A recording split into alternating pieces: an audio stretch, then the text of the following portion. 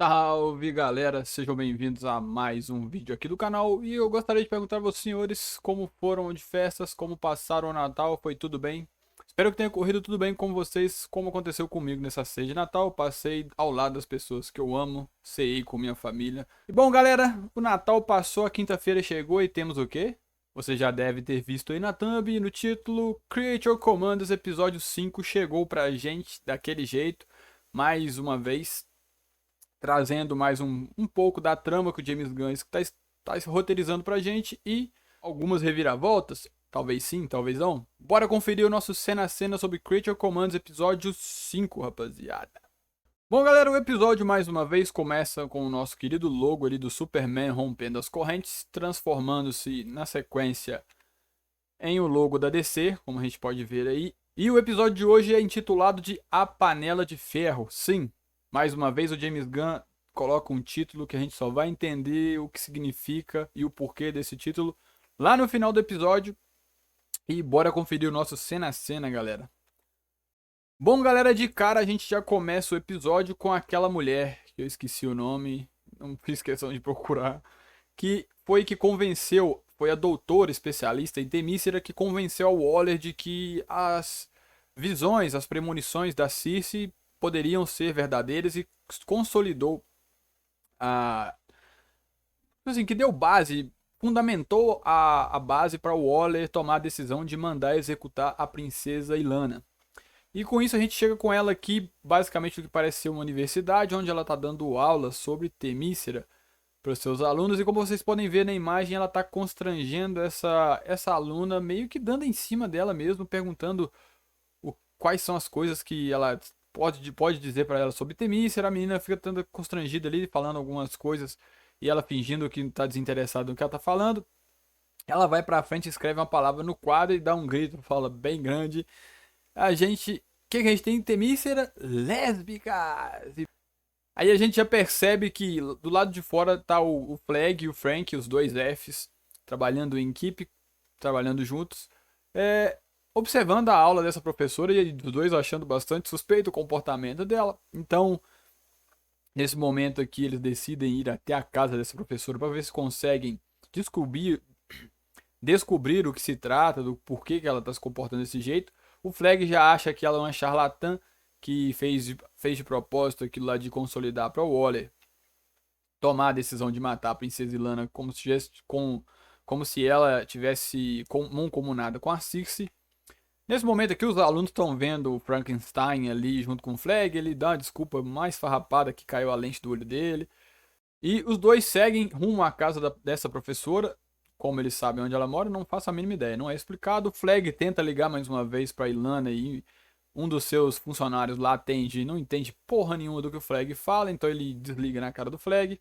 E nesse momento a gente já é remetido àquele flashback que a gente já viu lá no segundo episódio, onde a noiva vê o Frank matando o doutor e ela é partindo para cima dele. Desse flashback a gente já é arremessado na cena lá em Pocolição, onde o comando das criaturas está chegando, liderado pela noiva. Eles são recebidos por esse pateta ali, que tem o nome de Alexei. Agora eu lembrei o nome dele, porque eu acabei de assistir o episódio também, tá fresco na minha memória. Ele questiona o porquê deles estarem voltando e também levanta a indagação, porque ele diz que o país ficou fechado durante 100 anos pro mundo e nunca teve problema nenhum. Há algumas semanas que eles se abriram e começaram a ter contato com os Estados Unidos, já é a segunda ameaça em semanas que eles estão sofrendo. Suspeito, eu também achei bem suspeita essa situação. Daí a gente já volta pro Flag e o Frank chegando até a casa da professora. Imediatamente, enquanto o Frank vê um gato passar ali com a mulher, lembra de uma cigana, fala de alguma coisa de dar azar, que ele entende disso porque ele passou um tempo com a cigana. E a gente volta mais uma vez a um flashback onde ele pega fogo lá depois de lutar contra a noiva. Ela joga ele no meio de um negócio que pega fogo. Ele sai, vai em direção a um rio, cai nesse rio e segue a deriva ali, todo machucado por causa do fogo. Vocês podem ver aí, até que ele fica preso numa pedra nas margens e é resgatado por essa senhorinha que é cega e seu doguinho. O doguinho arrasta, tira ele de dentro da água.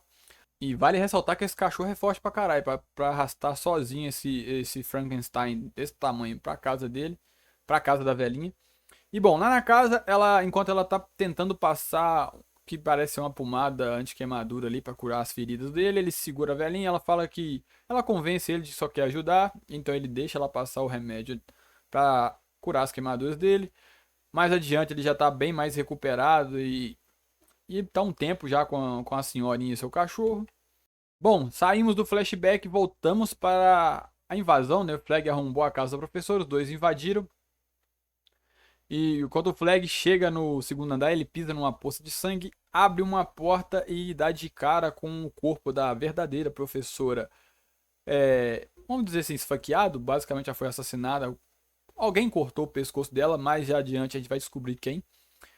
Então, quando os dois ali estão conversando sobre o que pode acontecer daí pra frente, o Flag liga mais uma vez pra princesa na tentativa de alertar ela sobre o comando das criaturas que tá indo lá pra assassinar ela.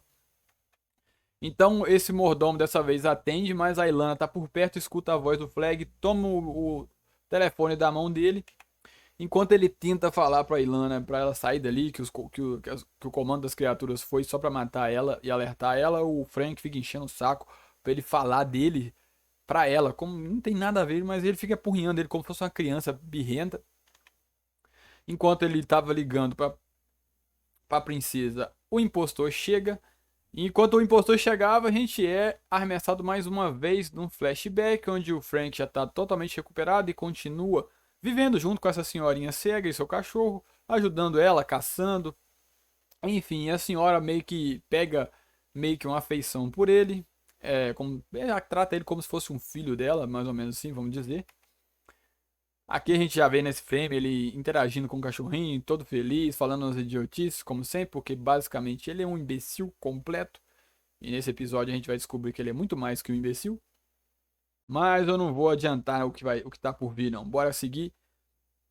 Desse flashback a gente já volta pra Pocolistão, onde o Alexei recebe a ligação e é alertado de que o pessoal tá ali pra matar a princesa. E ele mete o caô e desvia, falando que vai pegar um atalho e começa a levar o pessoal pra longe do castelo. Dá pra ver nessa expressão dele aqui, né? Que ele já ficou sabendo do que tá acontecendo. O pessoal questiona, ele fala, não, é só um atalho que eu tô pegando aqui, porque o trânsito tá muito. O trânsito até o castelo tá complicado. Daí então a gente volta mais uma vez pra casa da doutora, onde ela dá comida pro gato, chama o gato idiota, enquanto os dois estão observando ali de fundo. Vocês podem ver, basicamente, a pessoa que tá no lugar dessa doutora se senta, liga a televisão, liga o Xbox ali, começa a jogar um Mortal Kombat tomando uma cervejinha. E quando a câmera se volta pra ela, a gente já começa a perceber quem é esse personagem. É revelado pra gente que é nada mais, nada menos que o, um dos vilões do Batman, né? O Cara de Barro. Aí o Flag tá aqui espantado, ele fala com o Frank, que é o Cara de Barro, que é um metamorfo muito perigoso. E confesso que eu não imaginava que esse personagem era tão forte assim, como a gente vai ver adiante. Então ele se transforma por completo na sua forma normal, que é basicamente um monstro horroroso. E ele tá lá totalmente intertido jogando seu Mortal Kombat ali. Então a gente volta para Pocolistão, onde o Alexei parou o carro alegando alguns problemas do motor, que tá fazendo um barulho estranho, mas o Fósforo fica puto e manda ele acelerar o carro, foda-se, vai dar defeito. Ele fica espantado com a reação do Fósforo. Só que eles são encurralados por mais dois carros e a equipe da princesa chega com o helicóptero, com os outros soldados dela e suas armaduras. Ele aponta a arma pra cara da noiva e fala que eles nunca iriam permitir que eles assassinassem a princesa. E nesse exato momento, enquanto ele estava rendendo a noiva, o fósforo atravessa a cara dele com um soco, vocês podem ver aí. Eu não pude tirar um print da cara dele destruída, porque como quem está acompanhando o Critical Commander sabe que o gore nessa série é bem elevado e o YouTube não gosta muito disso. Então eu vou, sempre quando tiver alguma violência extrema envolvendo o Fósforo ou algum outro personagem, eu vou mostrar parcialmente e contar o resultado. Então, o pessoal, depois que o Alexei é morto pelo Fósforo, eles começam a abrir fogo contra o carro. Eles saem do carro o mais rápido que eles podem. Então, galera, da cena deles sendo baleados pelo exército da princesa, a gente volta mais uma vez pra casa da doutora, onde o cara de barro, enquanto eles passavam por trás tentando sair de fininho, os prende com os seus micros tentáculos, ele segura eles e se vira, o rosto dele vira pra nuca e ele começa então a atacar os dois. Então ele começa a dar um cacete primeiramente no Flag, enquanto o Frank tá preso ainda, ele começa a descer o cacete do Flag. O Frank consegue se soltar dos tentáculos, vai pra cima, mas é imediatamente envolvido por essa gosma que o cara de barro chama de corpo. Enquanto ele prende o Frank dentro de si, o Flag começa a atirar nele, mas é em vão.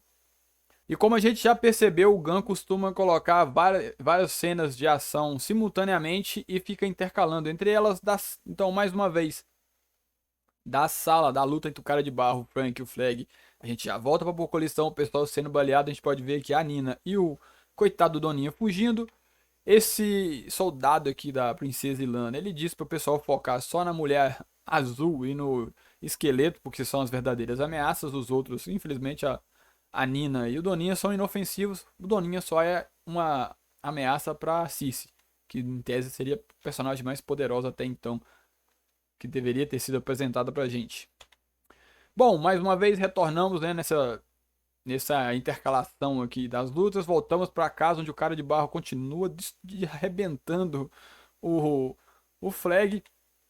Mais uma vez a gente volta para Pocolistão, a noiva fugindo e baleando os soldados. Voltamos mais uma vez aqui para a luta do Flag e do cara de barro quando basicamente o cara de barro levanta o Flag, desce ele no joelho e a gente escuta o barulho do que seria a coluna do Flag quebrando. Vocês podem ver que ele tá bem judiado nesse frame que eu tirei o print aí.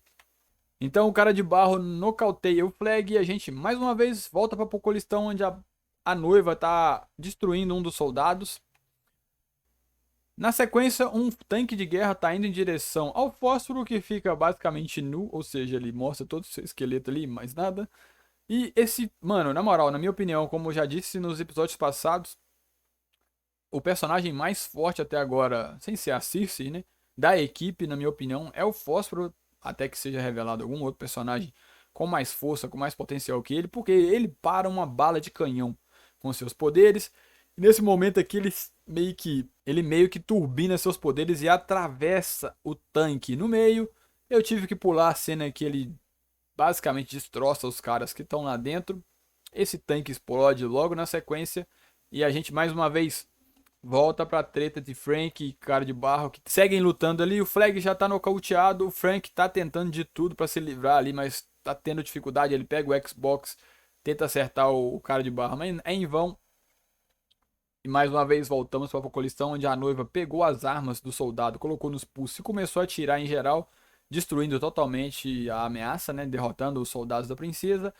E voltamos mais uma vez aqui para treta do cara de barro com o Frankenstein. A gente percebe que ele está tentando alcançar a tomada e fazendo muito esforço ele consegue alcançar essa tomada, puxa os cabos. Você pode ver que ele leva o cabo elétrico até a cabeça do cara de barro e eletrocuta.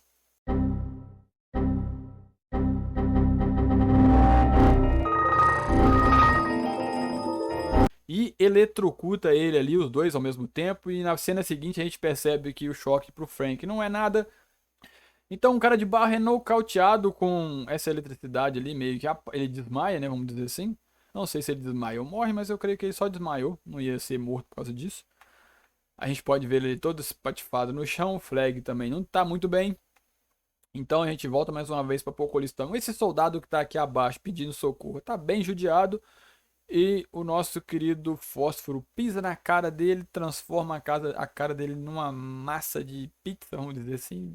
Mano, o gore é muito pesado dessa série, por isso a classificação é até 16.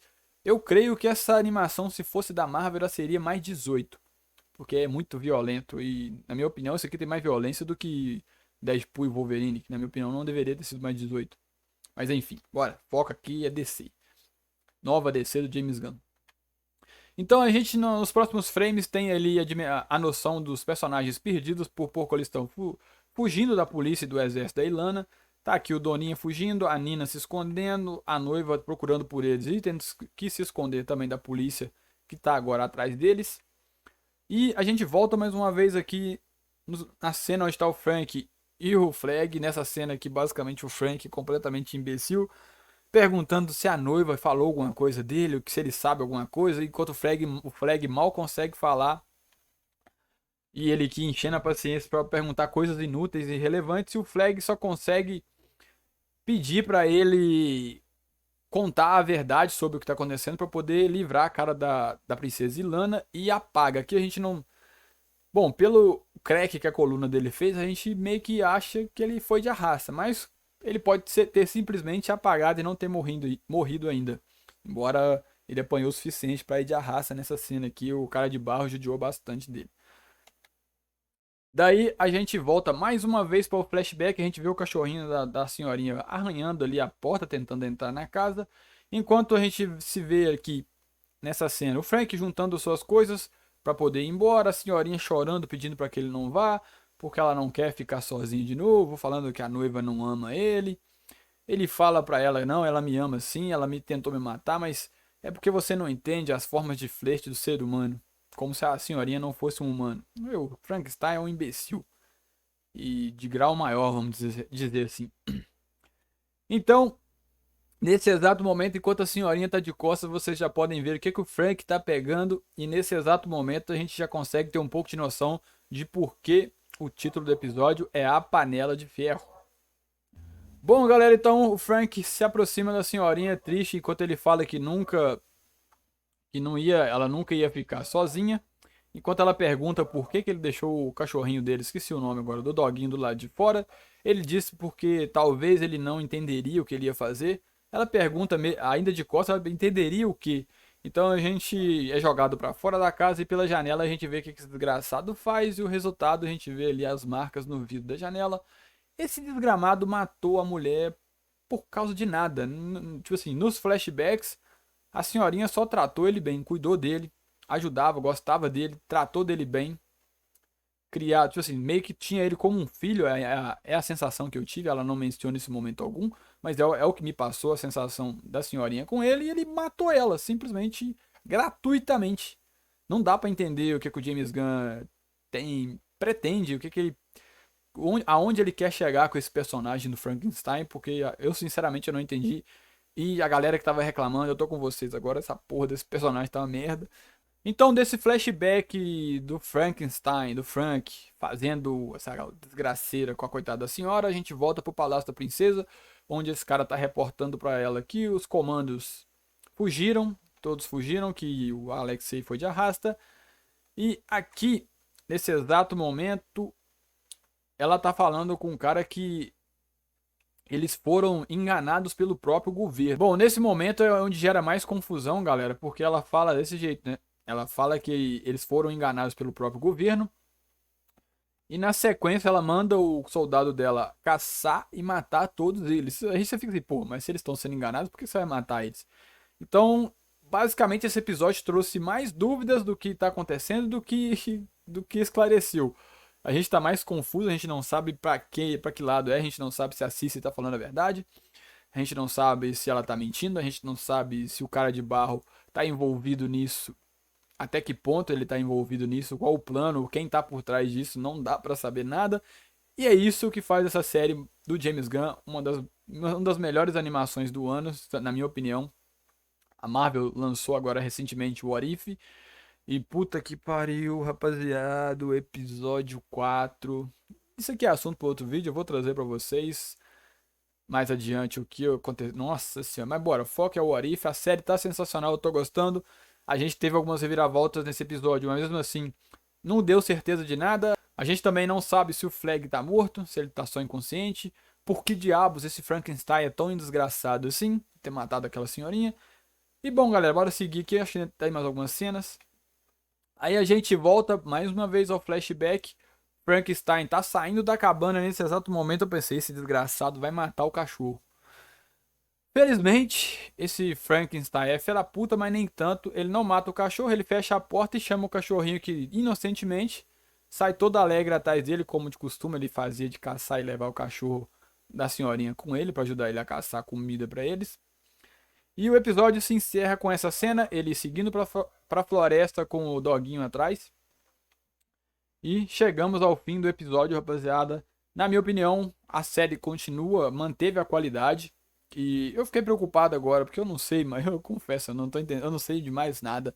Eu não sei o que imaginar, se a princesa é uma desgraçada, se a Cici tá mentindo, se o, com quem o cara de barro tá envolvido, não dá pra saber, galera, mas só sei que a série tá boa, o James Gunn sabe o que tá fazendo. O ponto mais negativo, na minha opinião, sobre Creature Commandos é basicamente o que os fãs do Frankenstein, a meia dúzia de fãs que existem por aí, estavam reclamando da mudança de personalidade do que o personagem é. Eu confesso que tô com essa galera agora porque tá muito ruim isso aqui, esse plot do Frankenstein, o que que esse personagem tá sendo na série. Enfim, mas como eu disse, não me incomoda porque eu não sou fã do personagem, mas eu tô com quem é fã. Contem com o meu apoio para reclamar disso aí, mas na minha opinião a série continua muito boa e eu vou continuar trazendo aqui pro canal o cena a cena disso aqui porque eu tô gostando, tá sendo prazeroso fazer e trazer isso aqui para vocês. Comenta aqui, galera, o que vocês estão achando da primeira série animada do novo DCU do James Gunn. Deixa aqui nos comentários, eu prometo que vou ler e vou responder todo mundo. É isso, meus queridos, foi o nosso vídeo de hoje, Creature Commandos, episódio 5. Tamo junto, um abraço, fiquem com Deus e fui! Até o próximo vídeo, é nóis!